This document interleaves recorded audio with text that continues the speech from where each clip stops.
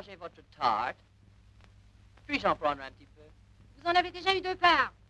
Tiens, à propos, quand avez-vous l'intention de payer votre pension? Je lui ai payé à lui. Pourquoi lui avez-vous payé à lui? Ben, il m'a dit que c'était lui qui portait le pantalon. Oh, vraiment?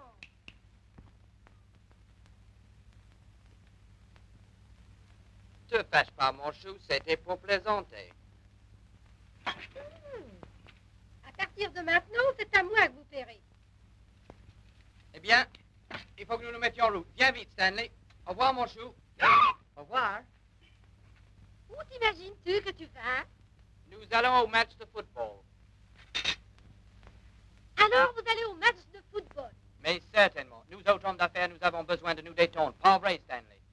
Ça, tu peux le Eh dire. bien, si tu as besoin de te détendre, reste à la maison et lave la vaisselle. Tu oses me dire lave la vaisselle? Oui, que penseront ses amis? Ne vous mêlez pas de ça. Tu resteras ici. Allons, à la vaisselle. Eh bien, à tout à l'heure. Oh non, pas question. Si je dois rester ici pour laver la vaisselle, Louis va l'essuyer. Arrangez-vous comme vous l'entendrez. Mais je vous préviens que je ne resterai pas toute seule à faire la vaisselle. Je vous en fiche mon billet. Nous aurons fini. Nous pourrons aller au football. Vous faites ce que vous voudrez. Merci, mon chou. Madame Hardy.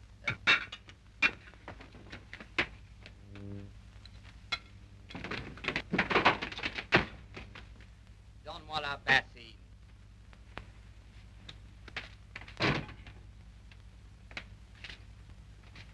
Ose là.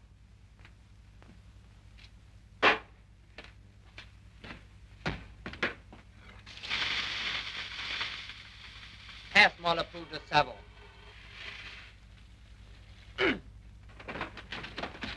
Oh. Et surtout, n'oubliez pas de bien les rincer.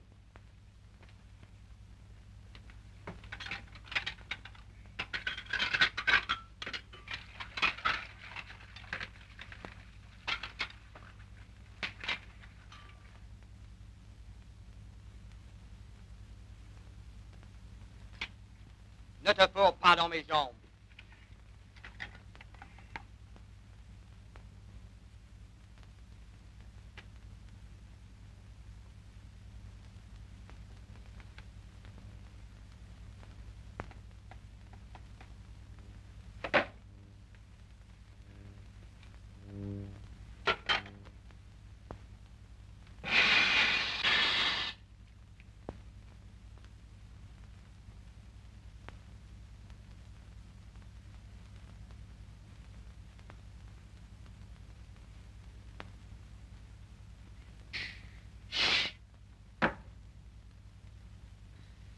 Tire donc cette planche.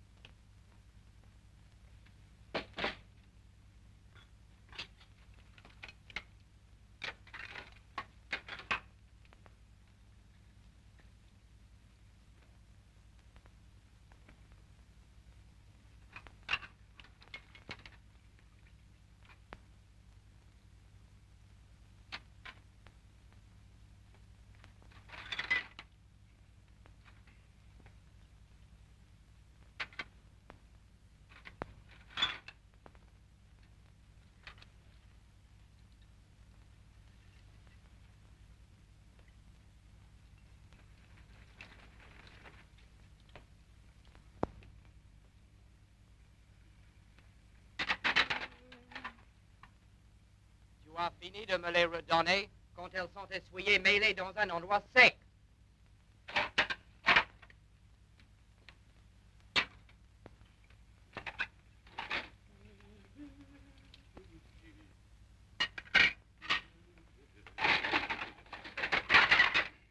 On peut dire que ça avance.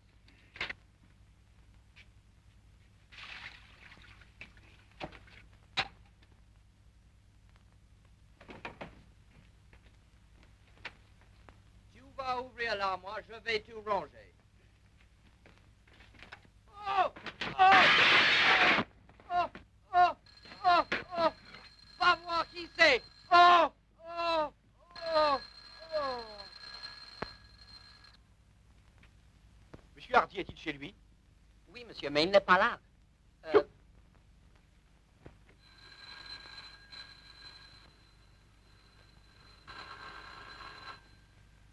Qu'est-ce que vous avez, vous? Trop flemmard pour ouvrir la porte. Quoi? Ah, bonjour, monsieur Finlayson. Bonjour, madame.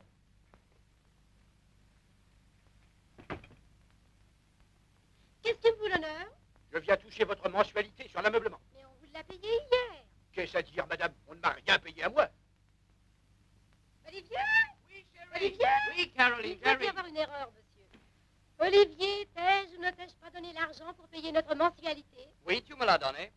Pourquoi n'est-elle pas payée? Je l'ai donné à Louis pour qu'il paye pour moi. Alors vous, qu'est-ce que vous en avez fait? Je lui ai rendu à lui. Tu me l'as rendu. Oui, je t'ai donné cet argent pour payer ma pension. Et puis tu lui as donné à elle. Tu t'en souviens? Voulez-vous dire par là que l'argent qu'il vous a donné à vous, que vous lui avez donné à lui, qu'il m'a donné à moi, est le même argent que je lui avais donné à lui pour le payer lui? Eh bien, si c'est l'argent que vous lui avez donné à lui, pour me le donner à moi pour le payer lui, ce doit être l'argent que je lui ai donné à lui pour le donner à vous pour payer ma chambre. Pas vrai? Monsieur Finlayson, je vous dois de très humbles excuses. Et aussi 37 $. Alors, cet argent doit vous revenir. Et la prochaine fois, j'entends pouvoir toucher mon dû sans tous ces détours.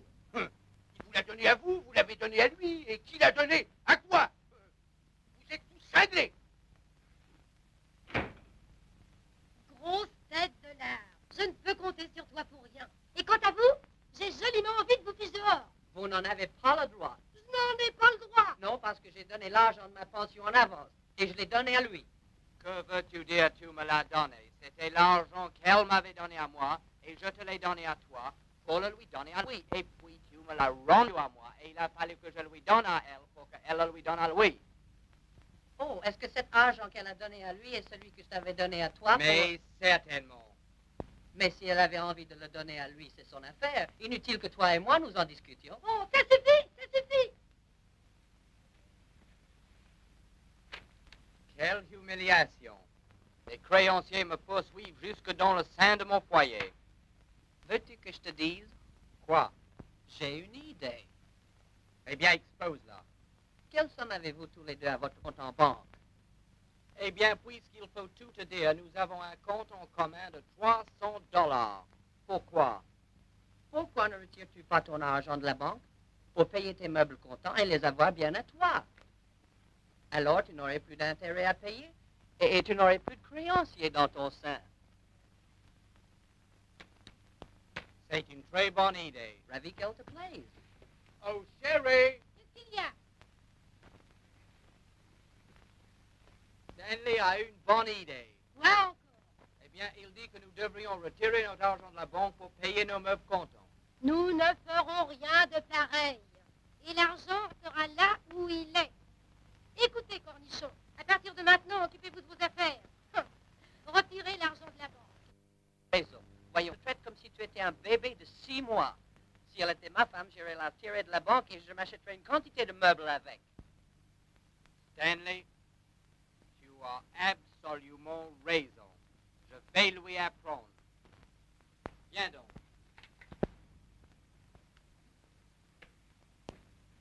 Est-ce que tu sais où est la banque? Mais certainement.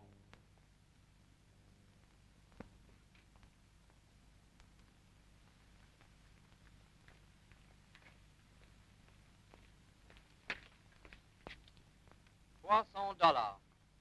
Ça fait beaucoup d'argent. Tu peux le dire. Voyons, mesdames et messieurs, cette merveilleuse et très rare horloge ancienne vaut 2500 $ comme un sou. Et vous me demandez de la laisser partir pour 150 $. 155 $. 155 $. Merci, monsieur. Vous ne regretterez jamais cette offre. 155 $ pour cette merveilleuse horloge ancienne. Enfin, nous allons avoir quelque chose pour rien. 160 $.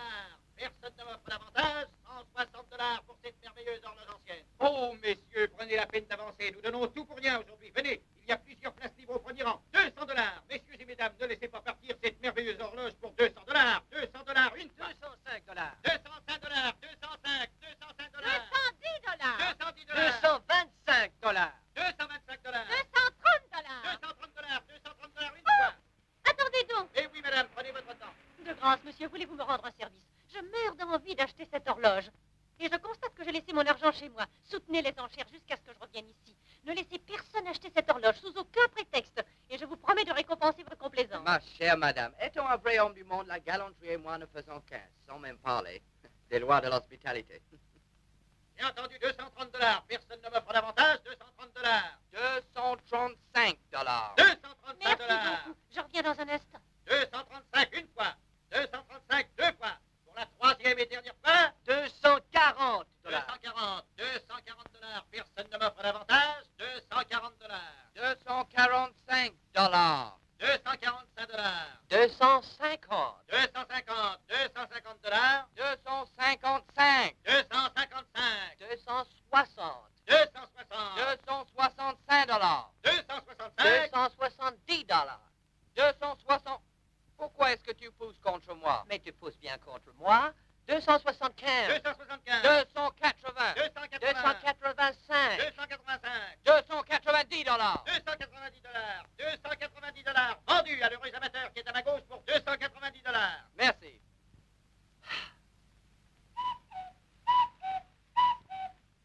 Messieurs, dames, la vente est terminée pour aujourd'hui.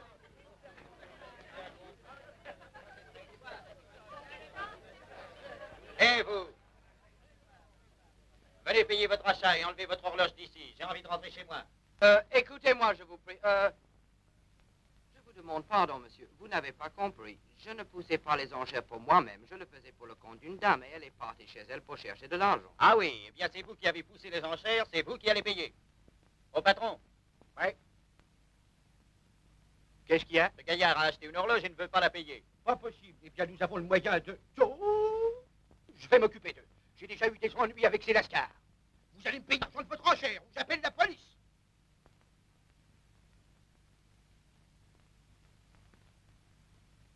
Prenez cette horloge et fichez le camp d'ici. Tu lui as donné à lui, il me l'a donné à moi. Et j'ai tort. Tort. Je lui ai donné à lui. Allez-vous-en, sortez. Bonjour, monsieur. Bonjour, Madame Hardy. J'aimerais que vous me rendiez un service, monsieur. Vous savez que j'ai un compte en commun avec mon mari. Et j'aimerais que vous vous arrangiez de façon à ce que personne ne puisse toucher l'argent sauf moi. J'aurais été très heureux de le faire, Madame Hardy. C'est Mais ça. votre mari est venu ici il n'y a pas longtemps. Ah, gentil, merci. Quoi? Il a retiré l'argent? Oui, Madame, tout ce qu'il y avait. Il a liquidé son compte.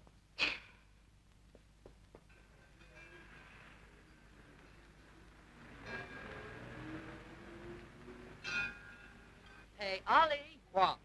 posons-la une minute.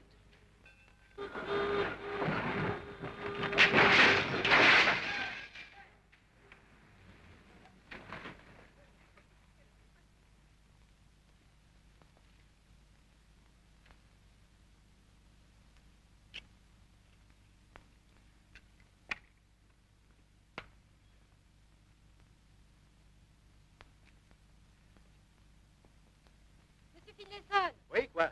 avez-vous vu mon mari? Il était ici tout à l'heure. Oh, voilà qui me rassure. A-t-il payé le solde de l'ameublement? Pas du tout. Alors qu'est-il venu faire chez vous? Eh bien, il a acheté une horloge ancienne. Une horloge? Mais comment? Avec $290. Voilà comment.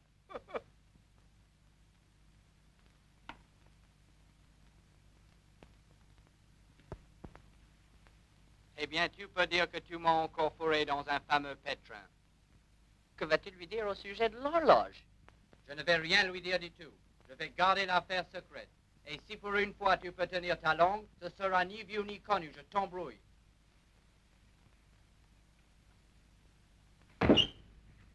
Bonsoir, mon chou. Mais qu'est-ce que tu as? Où est cette horloge? Quelle horloge? L'horloge que tu as payée $290, imbécile! Comme c'est ridicule. Où veux-tu que je trouve $290? Où est cette horloge? Je ne sais pas, il a dit qu'il allait la garder secrète. Et que si je ne tenais pas ma langue, personne ne serait ni vu ni connu. Oh! Tu n'aurais pas pu fermer ta grande gueule?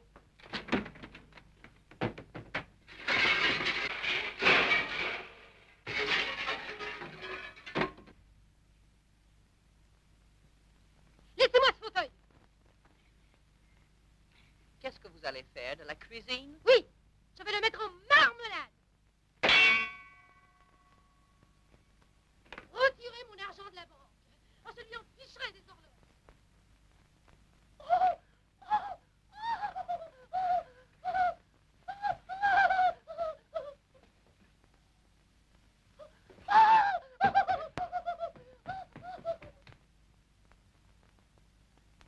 entrez. La seconde chambre dans le corridor de droite. Merci.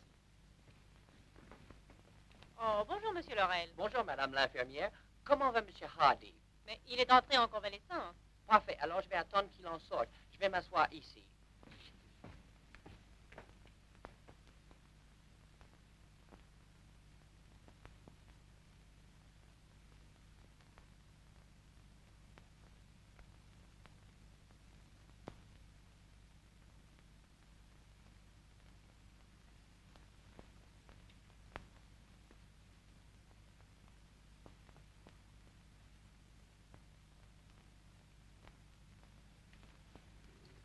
Miss Goodall, téléphonez à monsieur Laurel.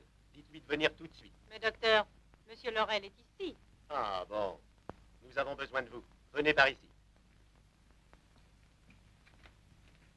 Monsieur Laurel, j'ai le regret de vous informer que monsieur Hardy a eu une rechute et j'estime qu'il est nécessaire de procéder à une transfusion du sang. Ah.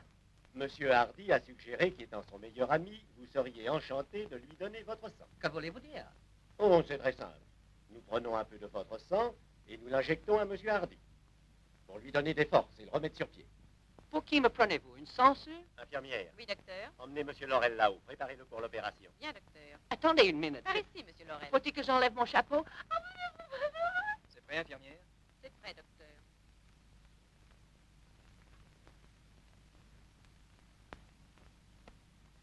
Ouvrez la valve. Oh, docteur, regardez. Fermez la valve, vite! Mais ça ne fonctionne pas, docteur. Il faut que ça fonctionne. Essayez encore. Oh, Oh! oh, oh, Directeur! oh, docteur, cette opération Laurel est hardie. Qu'est-ce qu'il y a? Monsieur Laurel vient de s'évanouir. J'ai peur que nous n'ayons trop pris de son sang, docteur. Alors inversez l'opération. Prenez un peu du sang de monsieur Hardy et donnez-le à monsieur Laurel. Mais ils ne vont plus s'y retrouver, docteur. Quelle importance cela a-t-il? Faites ce que je vous dis. Bien, docteur. On me dérange pour un rien.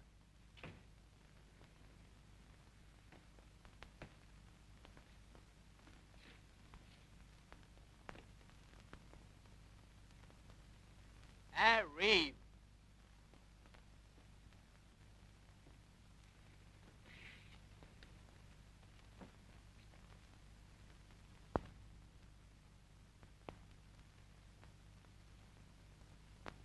Eh bien, tu mon corps fourré dans un fameux pétrin.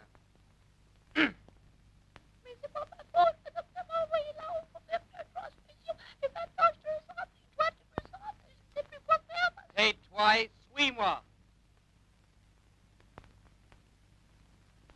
Au revoir, monsieur Hardy. Au revoir. Et au revoir, monsieur Laurel. Au revoir, ma chère madame.